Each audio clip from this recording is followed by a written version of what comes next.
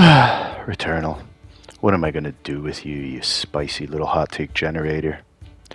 You're like a reviewer's nightmare. Alright, on the surface, it all looks normal. You got Sony's shiny new little toy. You got the first AAA title from Housemarque.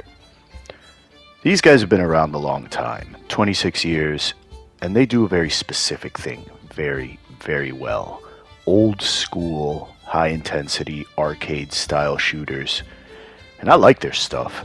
Yeah, if you know Housemarque, you know what you're getting into, and it's nice. Now, I'm not big on buying games at launch.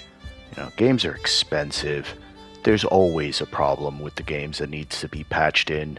Returnal was no different with regards to that. I don't recommend it generally. That's, I guess, hot take one right there, if you want to look at it that way. Really, I can think, maybe a handful of games that I've picked up at launch, and they really have to be something I want to play.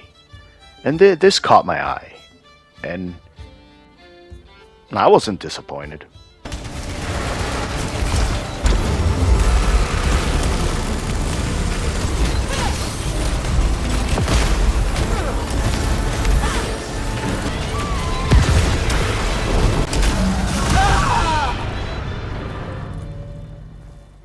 Now I'm back at work after a rather lovely, lovely weekend.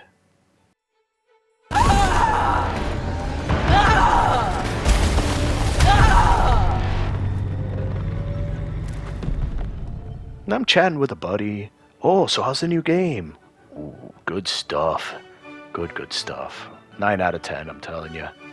What's it like?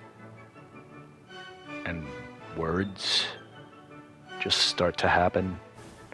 Bullet hell, roguelike, procedural generation, permadeath. And I quickly start to realize that I'm doing a piss poor job actually describing this game to him. I'm just here throwing out random game titles in a vain attempt to describe this thing to him, and nothing. I've just kind of created this Frankenstein's monster of gibberish that makes the game seem more miserable than fun. And this is a fellow player of the games I'm speaking with, someone who knows this stuff a little more closely than your average consumer. And looking at him, I just don't know if he'd like it. It does so many little things that makes it very difficult to recommend. Let's see, retro gamers? Sure, all day. Returnal's retro as hell. But, who else? The try hard, get good squad?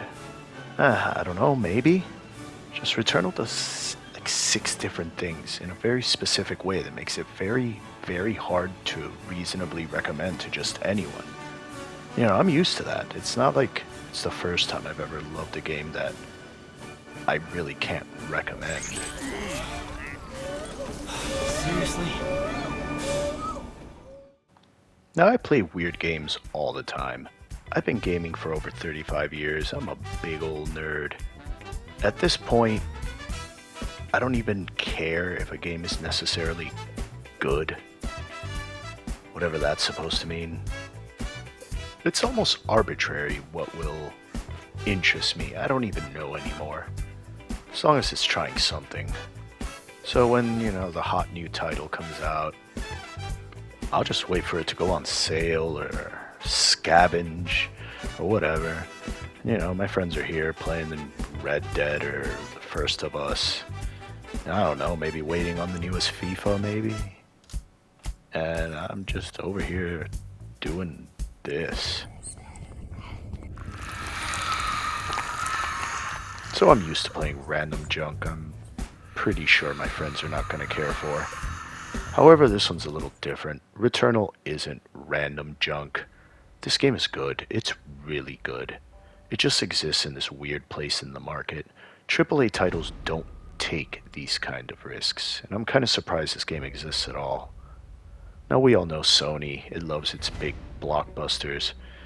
And Returnal certainly looks like another one of those. It's got the graphics, the frame rates, all that other jargon that you put in the back of a game box, I suppose.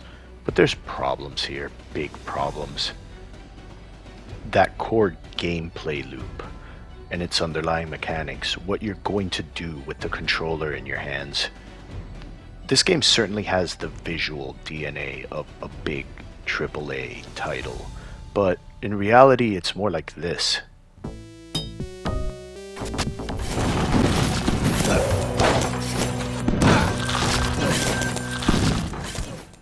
This thing is an indie game. Gameplay-wise, it doesn't do anything particularly unique or original. What is new about it is its very reality. Returnal is a retro-style action shooter with the budget and price tag of your typical AAA game. And that's my problem with the whole thing.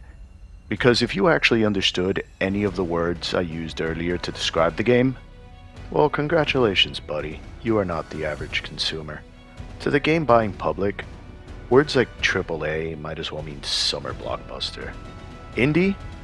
That has no meaning whatsoever to anybody. It doesn't matter. I'm not here to actually define any of these words. If you get them, good for you. If you don't, that kind of highlights the whole point I'm trying to make with this thing in the first place. Ads for the game don't properly communicate what you're getting into. It just looks like a third-person shooter with this creepy sci-fi horror vibe to it, which it is. It is also brutal and uncompromising, and makes some peculiar design choices that make it inaccessible to most players. It is deliberately difficult, and that's cool. That's another hot take to put on the skillet right there. I'm not here to give my opinion on it.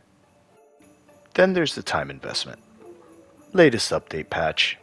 45 days after launch, and still no save and quit option. You expect me to sit there for an indefinite amount of time, play through entire chunks of your game, with no expectation that I might need to go, do stuff? No? Just put the PS5 to rest and hope it doesn't crash? Thank you? No. No. It's just, no. This is so dumb. 1 out of 10 right here. Can't recommend. End of review. Who thought this was a good idea? They should be demoted. Stinky, stupid NES games had passwords. Some of them were even fancy enough to have battery saves. Are you kidding me? This game has few enough checkpoints with the whole permalike and rogue crap and all that other nonsense. What's the point of this? This doesn't make the game more engaging or challenging, just less convenient to play. I just can't think of that many people that would like this sort of game, can tolerate its difficulty, and just have huge chunks of their day available to sit down and actually enjoy it. I don't know. Who is this for exactly? Regardless, what is the point of a review anyway? If it's some sort of glorified proclamation on whether or not someone likes a game, I guess that's pretty easy. Returnal's great. Slap a number on it, hit upload, call it a day, you're good. But if the point of a review is to inform the viewer, the potential buyer, if you will, then you have to put that aside a bit and take all factors into consideration. Price being one of them. An honest review of Returnal would, ironically, read a bit like a warning against it. Is Returnal good? Short answer, yes. It's a masterclass of gaming sensibilities, rarely given this kind of spotlight. I think the spotlight comes at too high a cost, however. Returnal is very risky. Not only is it a new AAA IP, but essentially a whole new genre being introduced into the AAA space at an experimental new AAA price. It's a bit like sports games in some regards. For as good as those games may be, I'm not sure how many people outside of sports fans themselves actually buy them. But sports already have millions of fans ready to buy their games. Returnal is a complete unknown. I have no idea how well it'll sell, and it is hard to find solid data with digital sales on even if it is doing well. I do know that there are many people that like games that play like Returnal. Just those games don't usually retail for $70. Is Returnal worth $70? That's the problem I have, and the same problem I had talking with my buddy.